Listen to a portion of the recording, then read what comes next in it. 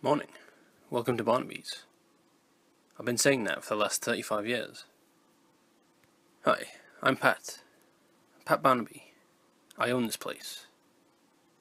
I've seen some really strange and horrible things happen here. But before I get into that, let me give you a little background on this place. Barnaby's is a very old store. It's been in my family for generations, going all the way back to my great-great-great-grandfather back in 1929. He built this place. I try to keep it as original as possible, with a few upgrades to keep up with the times.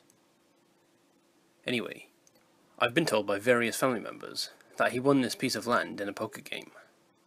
They say he won with aces and eights, the dead man's hand. For those of you that don't know why it's called the dead man's hand, that's the poker hand that frontier lawman Wild Bill Hickok was said to be holding when he was shot from behind and killed by Jack McCall. Anyway, I don't know about the poker game story, but what I do know, through research, is that this piece of land was once occupied by Native Americans, as used as a burial ground. Some say this land is even cursed. That would explain everything. I didn't really believe in such things, but I do now. Anyway, I've asked all my employees, past and present, to write down any horrible events or strange occurrences that they've witnessed, and put them into story form, and then turn them into me. I've got a couple so far, so I thought I'd write my own. This is why I started my research. It was about 4:30 in the morning, and about 2 weeks ago. I was home in bed asleep. I got a call from our alarm company. Said that there'd been motion detectors at the store were going off. So I got up, got dressed, and headed to the store.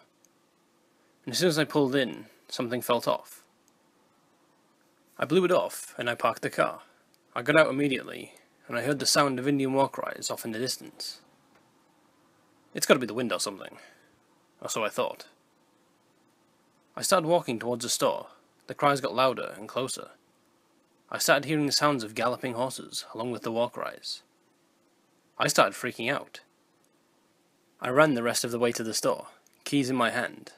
The sounds were right behind me now. I got to the door, put the key in the lock. As soon as I did, the sound stopped. Dead silence.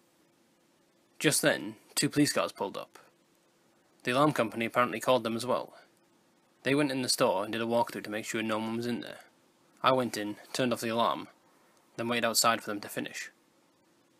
They came out about 20 minutes later and said everything was clear, and then left. It was about 5:30 at this point, so I figured I might as well stay here, since the store opens at 7. No sense going home just to turn around and come back an hour later, right? So I caught up on some paperwork, straightened up some displays, and opened the store at 7. Nothing really eventful happened that day. I got that uneasy feeling a couple of times, and kept seeing out the corner of my eye what looked like Native Americans, standing in the aisles, in the bathroom, even at the registers. But that was it. I left around 1:30, got to my car, and saw something that chilled me to the bone. A rock, in the shape of an arrowhead, was sitting in my passenger seat. How the hell did that get there? I know my car was locked. I was afraid to touch it, so I just left it there. I drove home, trying not to look at it, but I couldn't help myself. It was like it was calling me. I got home and put it on my mantel over my fireplace. The next day, it was in my upstairs bathroom.